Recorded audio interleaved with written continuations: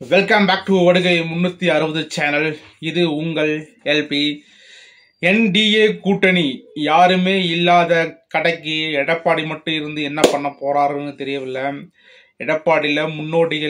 எடப்பாடி கட்சியில் ஏடிஎம்கேல பார்த்தீங்கன்னா முன்னோடிகள் யாருமே இல்லாமல் எடப்பாடி மட்டும் 2026 எலெக்ஷனை சந்தித்து முதல்வர் பதவியை பிடிப்பாரா என்றால் சத்தியமாக முடியாது.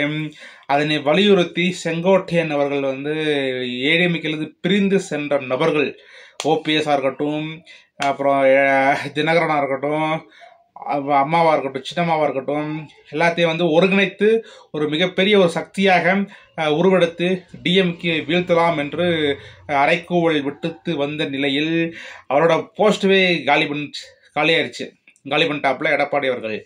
இவ்வாறு 5-6 அல்லக்கைகளை வைத்துக்கொண்டு ஏடிஎம்கேயால் அடுத்த 2026 ஆட்சியை பிடிக்க முடியுமா என்றால் கண்டிப்பாக முடியவே முடியாது. இதைத்தான் அடுத்த 3வது அணியில் உள்ள விஜய் அவர்கள் யூஸ் பண்ணக்கூடிய நிலைக்கு தள்ளப்படுகின்றது. இந்த என்டிஏ கூட்டணியை பலப்படுத்துவதற்காண்டி அவர் கட்சியிலிருந்து வெளியே அனுப்பின அடுத்த செகண்டே செங்கோட்டையன் டெல்லி போய் அமித்ஷாவை பார்க்குறாப்புல. அமித்ஷாவை பார்த்து அடுத்த செகண்ட் டிஎம்கே அறிக்கை விடுது. ஏடிஎம்கேல நடக்கக்கூடிய உட்கட்சி பூசலுக்கு பிஜேபி தான் காரணம் என்று ஆணித்தரமாக அடித்து சொல்றாங்க. அதனை செங்கோட்டையனின் டெல்லி பயணமானது நிறுவனம் செய்யப்பட்டுள்ளது. இதன் மூலமாக செங்கோட்டையன், ஓபிஎஸ், டிடிவி தினகரன், சசிகலா இந்த 4 பேரும் இணைந்து ஏடிஎம்கே மீட்டெடுக்கலாம் என்று ஒரு பிளான் போடுவதாக எடப்பாடி குற்றம் சாட்டுகின்றார். இதனை முன்னிட்டு இந்த என்டிஏ கூட்டணியை பலப்படுத்தும் விதமாக அமித்ஷா தன்னுடைய கண்காணிப்பை சென்னை பக்கம் திருப்பி உள்ளதாகவும், அதன் மூலமாக பாஜகவின் தலைவர் நைனா நாகேந்திரன் சென்னையிலிருந்து டெல்லி போய் அமித்ஷாவை சந்தித்து பேசுவதாகவும் தகவல்கள் பரவி உள்ளன. இதனை எவ்வாறு இருந்தாலும் சரி 2026 எலெக்ஷன் ஏடிஎம்கே படுதோல்வி அடைய போகின்றது. அதனை ஒரு கட்டமாக கொண்டு செல்வதற்காண்டி ஏடிஎம்கேவின் மீது குதிரை சவாரி செய்து கொண்டு வருகின்ற பிஜேபி ஆனவர்கள் வருகின்ற 14ஆம் தேதி நிதியமைச்சர் நிர்மலா சீதாராமன் சென்னை வராப்புல வந்துட்டு ஜிஎஸ்டியோட விழிப்புணர்வு பற்றிய மீட்டிங் முடிச்சுட்டு சென்னை பாஜக நிர்வாகிகளுடன் கலந்து ஆலோசனை செய்யறாராம். அதனை ஆலோசனை செஞ்சதுக்கு அப்புறம் ஓபிஎஸ், அப்புறம் டிடிவி தினகரன், சசிகலா போன்றவர்களை அழைத்து முதல் கட்டமாக பேச்சுவார்த்தை நடத்தப் போவதாக அறிவிப்பானது வந்துள்ளது.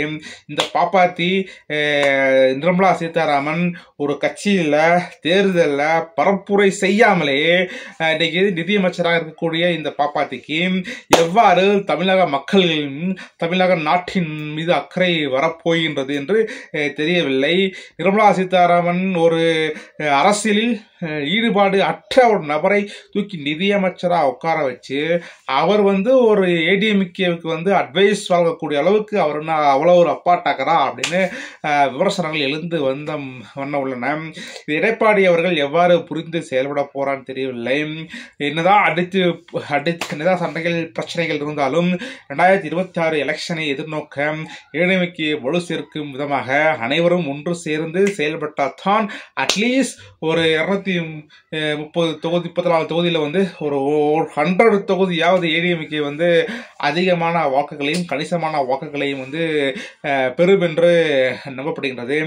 இதெல்லாம் விட என்னதான் இருந்தாலும் திருமாவளவன் சொல்லக்கூடிய அந்த அனைத்து கருத்துக்களையுமே உண்மையாகவும் அப்படியே அப்பட்டமாகவும் நடப்பதாக வரலாற்று அரசியல் ஆர்வலர்கள் தெரிவித்து உள்ளன.